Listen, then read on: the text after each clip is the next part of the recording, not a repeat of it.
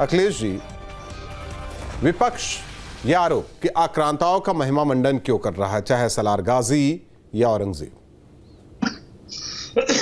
राहुल जी, हमारे पार्टी के बहुत सारे नेताओं ने इस पे बयान दिए हैं और आपने जरूर सुने होंगे कि हम किसी भी राजा और किसी जो राजा रहे, पुराने शासक रहे, उनकी नीतियों का समर्थन करना, उसमें समीक्षा तो हो सकती है, लेकिन उसकी आज हम गुणगान करें, हम समर्थन करें, हम इस बात को पूरी तरह मानते हैं कि कोई भी राजतंत्र, कोई भी राजा रहा हो या उसकी व्यवस्था रही हो, वो जनहित में नहीं हो सकती।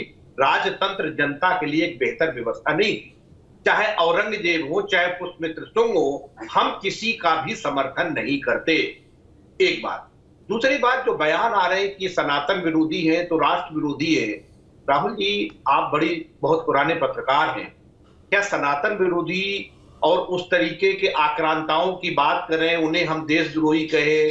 भाई, हम तो एक बात समझते हैं कि जो संविधान विरोधी है वो देश विरोधी, और ये एक सेकुलर कंट्री है, धर्मनिरपेक्ष देश है।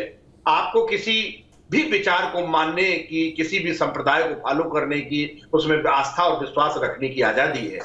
तो ये डिप्टी सीएम जो मौर्य जी हैं, उन्होंने कहा कि जो कब्र की बात करते हैं उनकी कब्र हम खोद देंगे, उनके पुरखों की कब्र खोद देंगे।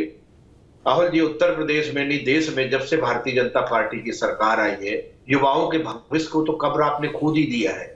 किसानों के साथ क्या हो रहा है, उनका 13-13 बैठकें करते हैं, 100 दिन से लोग अमरण अनशन पे किसान बैठते हैं, उन पे बात नहीं करते हैं।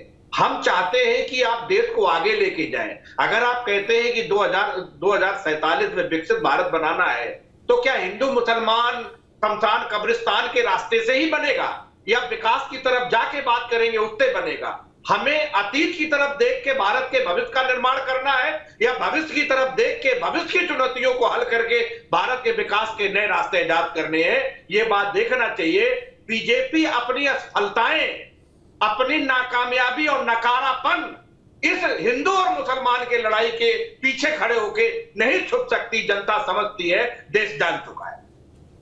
लड़ाई सी बात की है अखिलेश कटियार जी, जो सोच है, सोच कौन किसकी लेकर चल रहा है।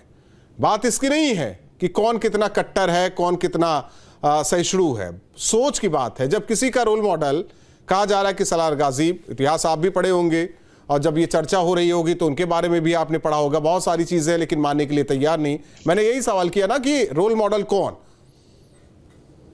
मैं सिर्फ एक बात कह के, क्योंकि आपके पास टाइम भी कम है, आज जो हमारे भारतीय जनता पार्टी के प्रवक्ता मित्र ने जो बात सवाल उठा कि जनता जानती है, जनता जानती है साहब, इसीलिए 33 सीटों पे आज भारतीय जनता बैठी है। भारतीय जनता पार्टी कौन, किसको जनता ने कितना सम्मान दिया है, कितना नकारा है, आप भी जानते हैं, हम भी जानते हैं। और अब जब आप कोर्ट की बात करते हैं मुकदमे वापस लेने की, तो पूरा देश जानता है राहुल जी कि किस राज्य के मुख्यमंत्री ने अपने ही ऊपर लगे हुए मुकदमे वापस लिए हैं। ये देश में कहीं नहीं होता कि सरकार में सीएम बन जाए फिर अपने मुकदमे हटवाते रहे यार।